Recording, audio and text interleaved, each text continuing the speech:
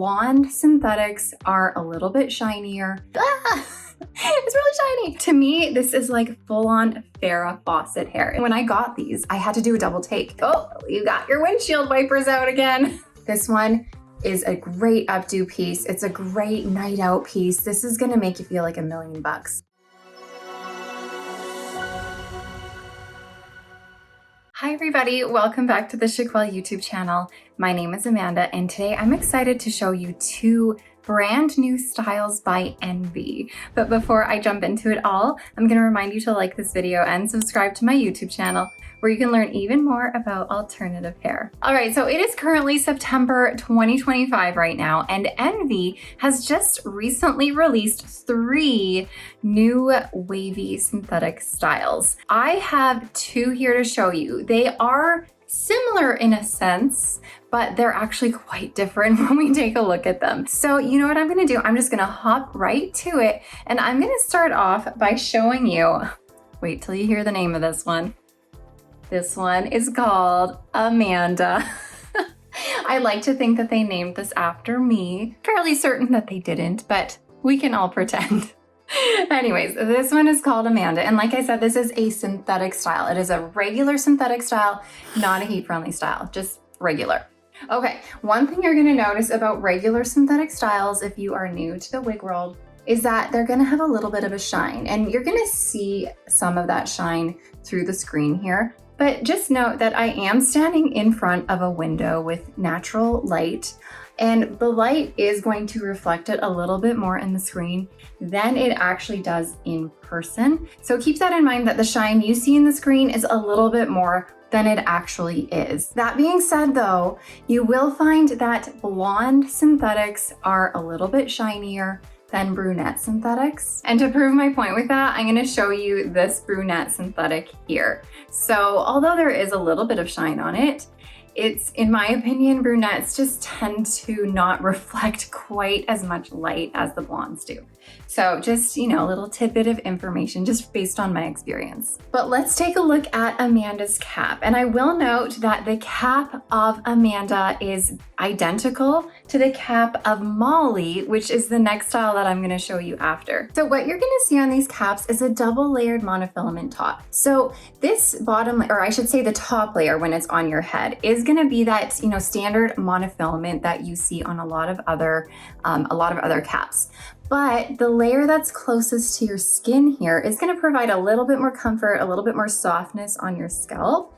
And it's a beige color, so it's gonna provide a little bit more of that scalp-like appearance. And that extends out to here. You can see the seam where it is then sewn onto more of a traditional lace front, as opposed to a monofilament lace front, again, like you might see on other styles. So since I have this random wig right here, I will show you this one has a monofilament material lace front. You're gonna find that on the monofilament, it is a crisscross pattern.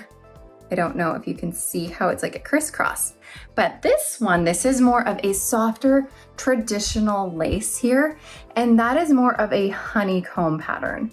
You guys see that? So you're gonna find that this is a lot softer than your monofilament lace fronts. So if you're someone who has a sensitive scalp, if you are someone who's a little bit sensitive to that scratchy monofilament on your hairline, then you might really love the feeling of this. It's nice and soft and pliable, and just, it feels a lot nicer on your scalp. Okay, aside from the top here, you're gonna find an open wefted cap, so it's great for ventilation and breathability. And then you have your felt ear tabs, your extended nape here with some pull adjusters.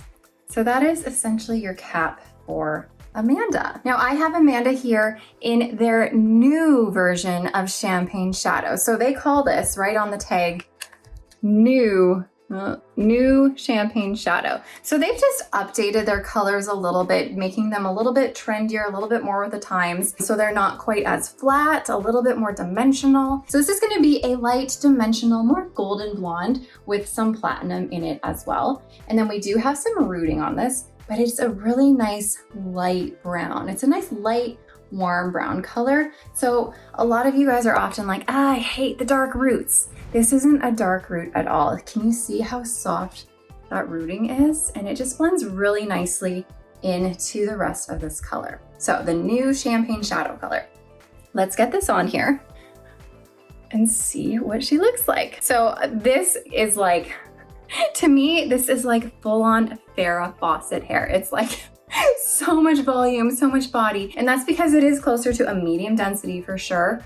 Plus there is permatease in this. So you're gonna find permatease all around your cap here. You won't find any permatease on top. You'll find just a little bit at the crown here, but the majority of it is in sort of the body of your cap to provide fullness around this section here. Now, if you're new to wigs and you're unfamiliar with the term permatease, I urge you to go and check out the couple of videos that I have on permatease that talk about the pros and cons and pretty much anything you need to know about permatease. But for a really quick explanation, permatease is basically a short-haired crimp effect at the root of some synthetic styles that gives you volume, it gives you shape, and it hides the wefting.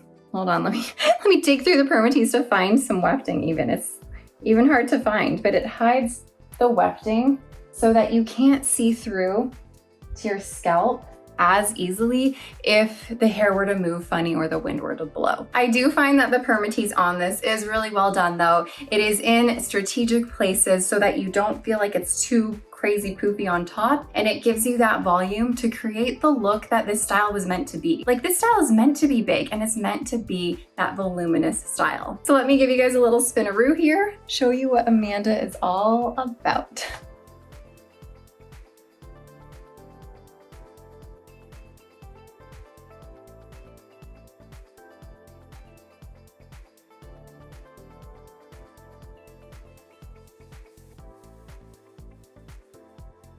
You know, I did put this on once before, and to be quite honest, I was a little bit overwhelmed with the volume at first, but now that I have her on again, honestly, she is growing on me, and I am actually appreciating the volume here. Sometimes I am like, no, permatease, get away, I don't like you. And I often tend to lean toward the low density styles. However, I'm kind of loving the volume and I'm loving the permatease on this. Like I said, it is strategically placed and it just makes this wig what it is. Let me show you the look of this lace front here, because like I said, it isn't that same monofilament lace. It's that traditional honeycomb pattern lace. I do find that it doesn't necessarily blend into my skin as well as the monofilament does. Hopefully I'm up close enough for you guys so you can see it. So you can definitely cut it if you are feeling like it's a little too long. So, I mean, other than that lace being a touch visible, the knots are actually pretty well done on this. I am not disappointed at the knots at all. They are pretty small and the density at the front isn't too much, so it makes it easy to pull back and make it look a little bit natural. Now let me give you a peek at the top here. So we do have that full monofilament top that gives you the illusion of scalp and allows you to part the hair wherever you want. So you can have a left part, right part, center part, all the parts. Now, right now I have it parted like just off center here, and we have a little bit more of a curtain bang appearance. So you are gonna find a lot of layering in Amanda here at the front and throughout the whole style. So the layers are gonna start sort of midway through your style and then just nicely cascade down to your ends. So I am loving the layering on this. Another reason why I really love layering on styles like this is that it makes it really easy to do an updo and make it look like a natural updo. Like Amanda here would be a really beautiful, glamorous updo. Look at that with these little curtain bangs happening. I would definitely be okay with wearing this out for an evening, for a fancy night. I love it. Now, if you were like, okay, Amanda's great, but she's too much hair for me, I cannot handle that much hair, then I really want you to check out Molly. You want to know the funny thing about the names of these wigs? When I got these, I had to do a double take because I was like, huh? these are their names, because obviously this one is Amanda. So I was like, whoa, like, that's cool. This one is named Molly. Molly is one of my very best friends. So I'm like, what is this? They named a wig after me. They named a wig after one of my best friends. Like, what is going on? So I thought that was really funny. Anyways, enough of my little story. This cap, I'm not even really gonna go through it at all because like I said, it is identical to Amanda's cap. So you still have that double layered monofilament top, that more traditional honeycomb pattern lace here, open wefted cap, your felt ear tabs and extended nape with your pull adjusters. I will mention that this is fitting pretty true to average, by the way. For me, as a petite size, I definitely need to bring in the adjusters a little bit to fit my circumference a bit better. And there still is a little bit of bulk in the back, but overall, it's pretty average fit with a lot of stretch to it. So this is still gonna fit you if you are bigger than average for sure. Like there's enough stretch going on here. Okay, let me take off Amanda and let's get Molly on. Molly is in the color Toasted Sesame, by the way, and this is the new Toasted Sesame. So again, they have updated some of their colors just to make them a little trendier, a little more dimensional, just a little more with the times. And this is gonna be a really nice lighter golden brown base with some golden blonde highlights throughout here. There's a little bit of cool blonde like sprinkled throughout as well. This is a really beautiful like brunette leaning blonde. If you're wanting to go a little bit lighter, this is a really beautiful color. And then again, we have some rooting. This rooting is more of a medium brown, but the way it fades into this lighter brown base, it's very seamless. It's not too stark and dark. It is a really nice fade of the color here. So they have done a really nice job of updating these colors, I find. But okay, Molly in Toasted Sesame, she is gonna be your relaxed vibe here. She is just a little bit less voluminous, and you're gonna find that even though there is some permatease on Molly here, it's not a lot. It's definitely not as much as Amanda is. So the permatease for Molly, I find, is here mostly to make sure that those wefts are going to be hidden, and it just creates a little bit of extra volume throughout your style so that it's not like smushed against your face. So again, I think the permatease on this is well done, but if you are looking for that low density, like sleek look, Molly still is not going to be it for you. It's still going to feel like a lot of hair because this is still closer to a medium density, I find. It's not a low density style. But overall, when you compare Amanda and Molly, clearly Amanda is the bigger voluminous one, and Molly is gonna be your more relaxed look. Now, something else that you're gonna notice in the difference between the two is that Molly doesn't have the layering that Amanda does. Molly is essentially just one length all the way around. It's not like it's a blunt cut at the end or anything. It has some like feathered ends here, but there's really no layering. So in the front here, she's gonna be long and droopy. So if I were to do an updo with Molly, honestly, this is not one that I would want to do an updo with. Let me show you. Like if I were to pick one for an updo wig, Molly's not the one. Go with Amanda. See what I mean? Like all the hair can go back and you don't have that soft layering in the front to frame your face and just to make it a little bit more natural. So of course you can pull the fibers out in the front, but when you do that with Molly, it's long and droopy.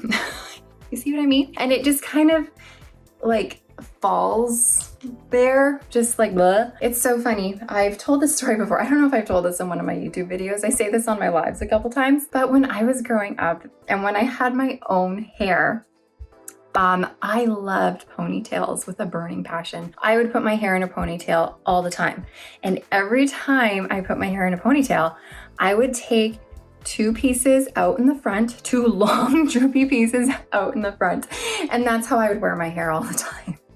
And my grandfather, he would call them my windshield wipers. So anytime he would see me, he'd be like, oh, you got your windshield wipers out again.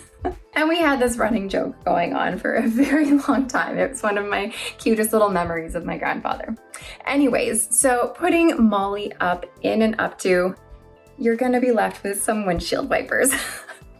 Which, I mean, maybe that's your thing. Maybe you like that. But like I said, I much prefer Amanda for an updo look, but Molly, this is like what I would go to for an everyday relaxed style. I quite love this one down, but enough blabbing. Let me spin for you and show you what she's all about.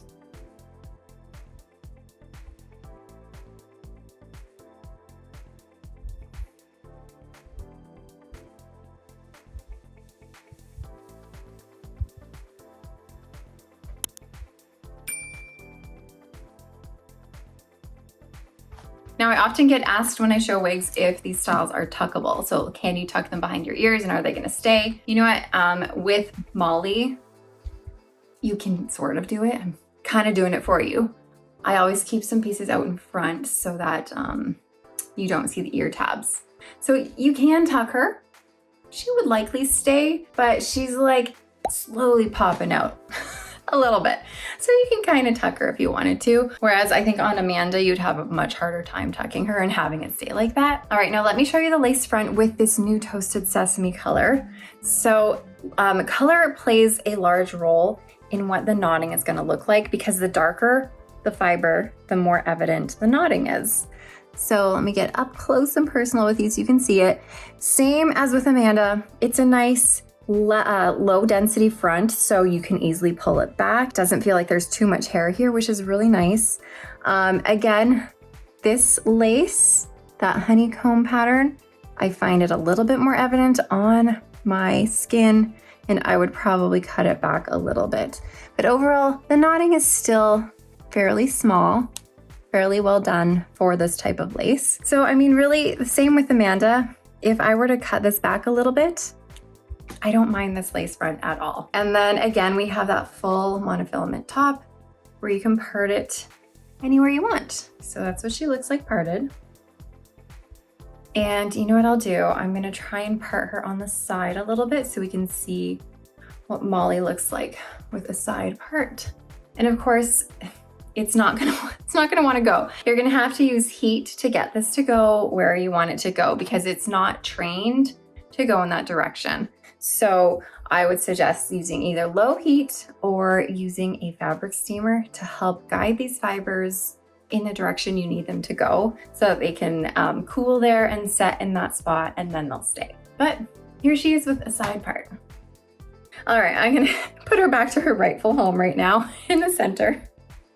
But in regards to the fit of Molly, she fits exactly the same as Amanda does. Pretty true to average, a little bit big on me as a petite size, but definitely doable and definitely workable if you are a little bit bigger than average as well. So overall, with Amanda and Molly, I actually really like these styles. These styles I find are really great complements to each other as new releases because like I said, this one is a great updo piece. It's a great night out piece. This is gonna make you feel like $1,000,000. And then Molly is just your perfect, relaxed, everyday style. My only issue with these and the only thing that personally is holding me back is the synthetic fiber. Because like I said, it can be a little bit shiny, but that is not only envy. Any synthetic fiber that you find is gonna have some shine. So don't like hold envy accountable for that because it's synthetic fiber, that's in its nature. You can take some dry shampoo, spray it all over your wig, and that's gonna help matte the fibers a little bit. The synthetic shine is also going to die down over wears, over washes, over time. It's gonna die down a little bit. I mean, when you first get a wig out of the box, it's kind of like, it's really shiny. But like I said, over time, it kind of goes down a bit. It doesn't go away, but it gets less. But you know what? The great thing about plain synthetic fiber is that they're a little bit less maintenance than heat-friendly fiber. So if you are a low maintenance gal, you really truly just want to throw and go style where you don't have to worry as much about frizzy ends on a regular basis, synthetics might be your go-to. Regular synthetic styles are going to be your ultimate throw and go wig, and they're just going to be a little bit more durable. But you know what, you guys, let me know what you think of these styles, if they are something that you would go for, and if you are someone who does like synthetics, because there seems to be a divide.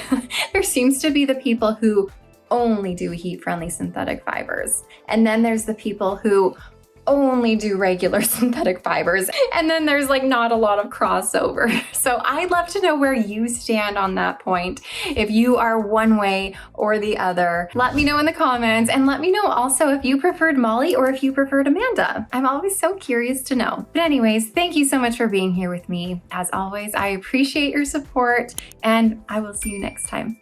Bye, everybody.